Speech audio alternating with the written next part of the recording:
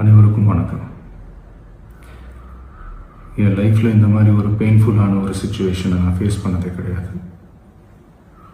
மனசு முழுக்க வலி மட்டும்தான். இந்த சுற்றுப்பயணத்தில் என்னென்ன மக்கள் பார்க்க வராங்க, அதுக்கு ஒரே ஒரு காரணம் தான், அவங்க என் மேலே வச்சிருக்கிற அன்பும் பாசம். அந்த அன்புக்கும் பாசத்துக்கும் நான் எப்பவும் கடமைப்பட்டிருக்கிறேன்.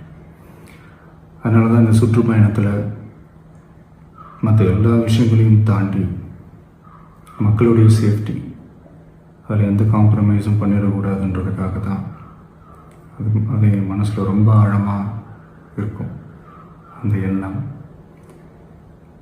அதனால தான் இந்த அரசியல் காரணங்கள் எல்லாத்தையும் தவிர்த்துட்டு ஒதுக்கி வச்சுட்டு மக்களுடைய சேஃப்டி மட்டும் மைண்டில் வச்சுக்கிட்டு அதுக்கான இடங்களை சூஸ் பண்ணுறது, அதுக்கான இடங்களை பார்த்து பெர்மிஷன் கேட்குறது, போலீஸ் டிபார்ட்மெண்ட்டில் அதை ரிக்வெஸ்ட் பண்ணி கேட்போம்.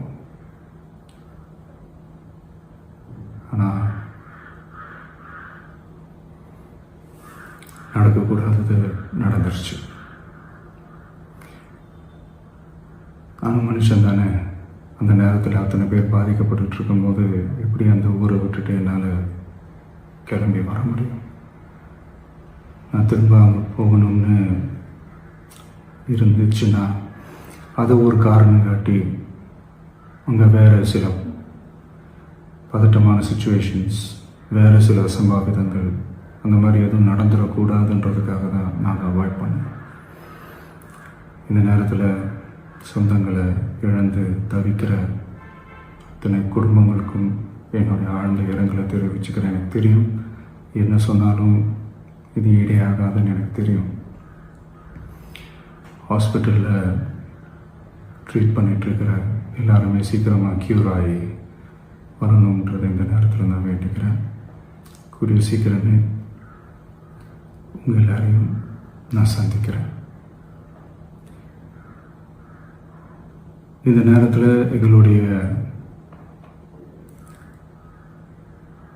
வலிகளை, எங்களுடைய நிலைமையை புரிஞ்சுக்கிட்டு எங்களுக்காக பேசின அரசியல் கட்சிகளை சார்ந்த நண்பர்கள், தலைவர்கள் அனைவருக்கும் என்னுடைய நன்றியை தெரிவிச்சுக்கிறேன்.